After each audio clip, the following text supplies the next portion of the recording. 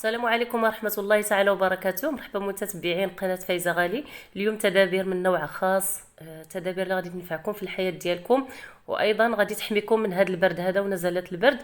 هذا هو الوقت ديالها فاش كنصاوبها في كل سنة غادي نشاركها معكم، وما غاديش تحتاجوا ان شاء الله تمشيو اولا تديو وليداتكم للطبيب الا صوبتوا هاد الوصفات هادو.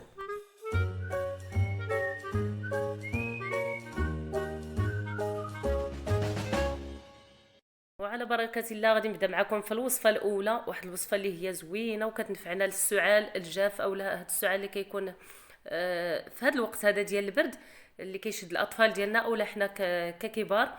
غادي نشارك معكم هاد الطريقة هادي. كنصنعوا واحد الشراب من هاد اللفت هذا، خضرة ديال اللفت معروفة، كيهدن السعال بواحد الطريقة اللي هي فورية. فبمجرد غادي تصاوبوه وتستعملوه لوليداتكم اولا الاطفال ديالكم اولا ليكم، باذن الله كتمشي هذاك السعال وهذاك الالتهابات الصدريه كتختفي، يعني بواحد الطريقه اللي هي سريعه بزاف. فكناخذوا اللفت ديالنا بهذا الشكل هذا بعد ما نظفناه وقشرته، وغادي نقطعوا القطع اللي هي صغيره بحال هذا الشكل هذا، وغادي تقطعوه قطع صغيره بحال هذا الشكل هذا. بالنسبه للطريقه هذه كنديروها في الصباح مثلا، وفي الليل كنستعملوه. غادي ناخذ واحد الاناء نحط فيه هاد اللفت المقطع، وناخذ السكر حبيبات عادي، سكر حبيبات اي نوع كتستعملوه. كنضيف واحد 2 معالق اولا 3 ممكن على حسب الكميه ديال اللفت اللي درتو، وغادي نغطيه بالسكر بهذا الشكل هذا، سكر حبيبات.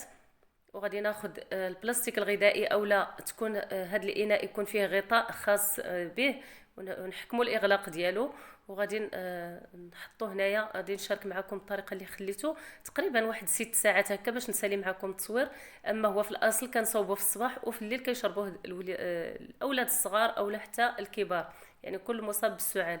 صافي من بعد مرور واحد 6 ديال الساعات، هذا هو الشكل ديالو. كنتحصلوا على واحد الماء اولا واحد الشراب اللي هو كيكون على شكل السيرو اولا الشراب اللي كيكون يعني خاص بهذا السعال هذا.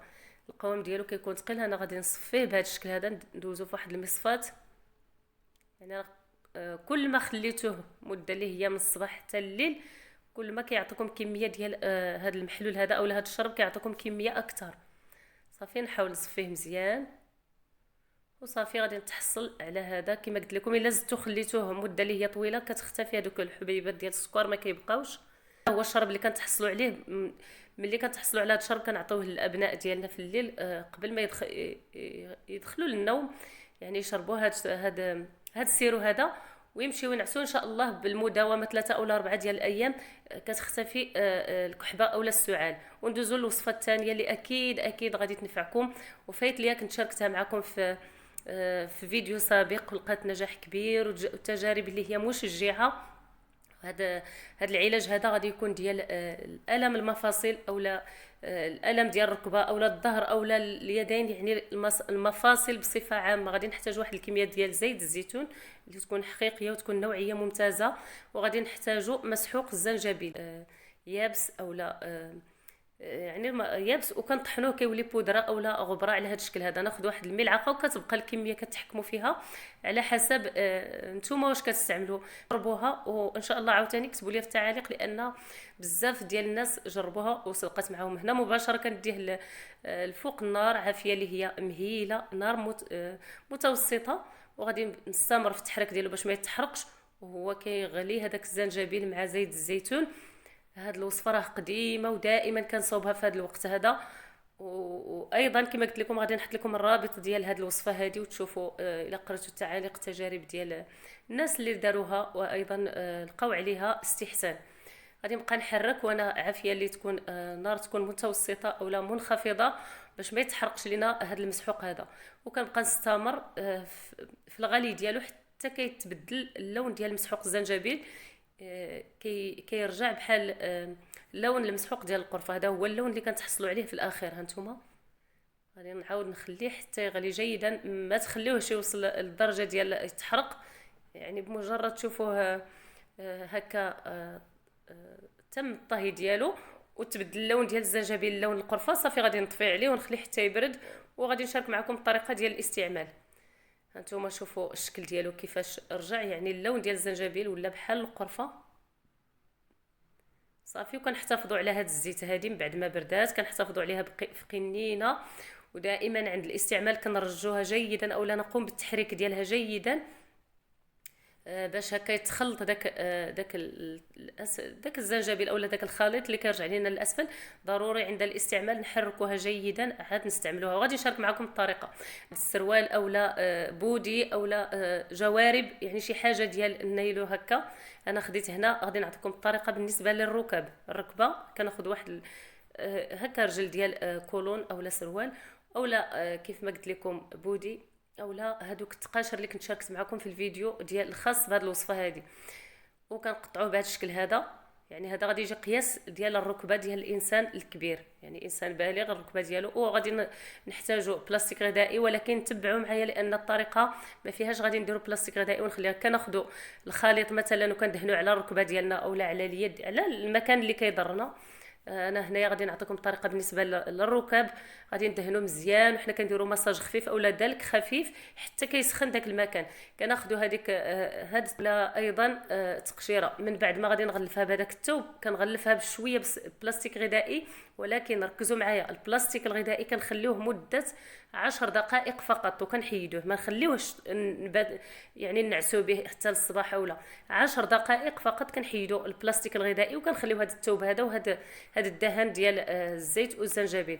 وفي الصباح عاوتاني كنقيو نظفوا المكان، وفي الليل كنعاودوها 3 ديال المرات اولا 4 مرات ان شاء الله كيختفي هذاك الالم ديال الركبه اولا ديال اليد. هكا الا كان من السبب ديالو البرد اولا شي حاجه اللي هي حساسه. نتمنى هذه الوصفه ان شاء الله تجربوها للناس اللي عندكم. وندوزو الفكره المواليه ان شاء الله. وهذه هي الفكره الوصفه اللي دائما ما كتخطانيش. وكيف ما كتعرفوا ان حتى حنا عندنا الجو بارد بزاف بزاف. اول حاجه كتشدنا هي هاد الزكام وهاد الضربه ديال البرد اولا النزله ديال البرد. فشكرا للبنات اللي سولوني قالوا لي الصوت ديالك باين فيه هكا البرد. فهادو هما الاشياء اللي كنستعمل عاوتاني هاد الوقيته باش نحاربوا هاد البرد هذا. كناخذ واحد الكميه ديال التين المجفف، كميه اللي عندكم جيدا. نغسلوه ونشفوه مزيان مزيان بهذه الطريقه. حاولوا تحيدوا له الغبار وتنظفوه جيدا بالماء، غير بالماء عادي. وغادي نبقى نقيت هذاك الكميه ديال الثومه تقريبا 250 غرام ديال الثومه، وايضا 400 غرام ديال التين المجفف. وكتبقى الكميه كتزيدوها على حسب الكميه اللي عندكم واجده. غادي نفتح هذا التين هذا من الوسط ديالو بسكين، وغادي نقسم هذه الثومه لان الحجم ديالها كبير. غنحاول نقسمها في الوسط بهذا الشكل هذا كيف ما موضح لكم في الفيديو. نتمنى ان شاء الله تكون الصوره مفهومه اولا الطريقه مفهومه. بعد ما فتحت هذيك التين ديالي من الوسط وقسمت ايضا الثوم، كنقوم بالملء ديالها من الداخل بالثوم بهذا الشكل هذا. يعني كل وحده شريحه اولا حبه تين كنديروا فيها الثوم بهذا الشكل هذا. الا كانت الحبه ديال الثوم كبيره كنقسموها على النصف، ولا كانت صغيره كنخليوها عاديه. غادي نستمر في الملء ديالها كلها حتى غادي نسالي اولا نكمل الكميه اللي عندي كلها بهذه الطريقه هذه. وغادي ان شاء الله عاد ندوزو الفكره اخرى.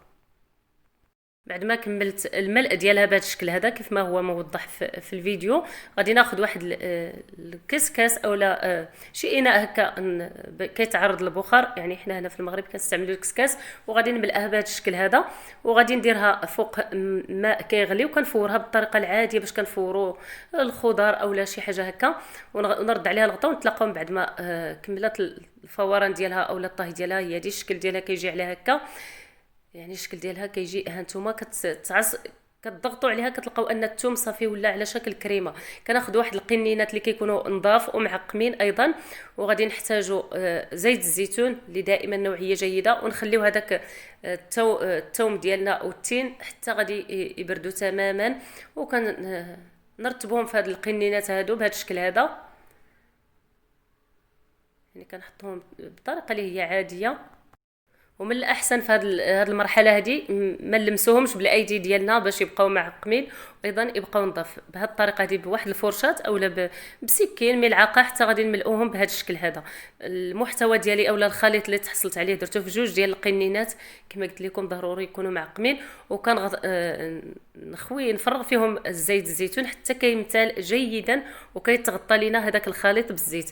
يعني ضروري تملؤوه جيدا جيدا حتى تغطى هاد الثومه ديالنا اولا هاد التين بهذه الطريقه. هادو هما القنينات ديالنا. هادو بالنسبه للطريقه ديال العلاج ديالهم سهله وبسيطه، كنتناولوها ايضا في الصباح عند قبل الفطور، وفي الليل ملي كنبغيو نعسو كتقضي على الرب وكتقضي على الحساسيه، كتقضي على السعال، ضربات البرد. هادو هما الوصفات ديال اليوم. نتمنى ان شاء الله هذا هو الشراب ديالنا ديال اللفت. نتمنى يعجبكم هاد الوصفات، وإلا عجبكم باقيين عندي وصفات كتار علاجيه نشاركهم معكم ان شاء الله في فيديو اخر.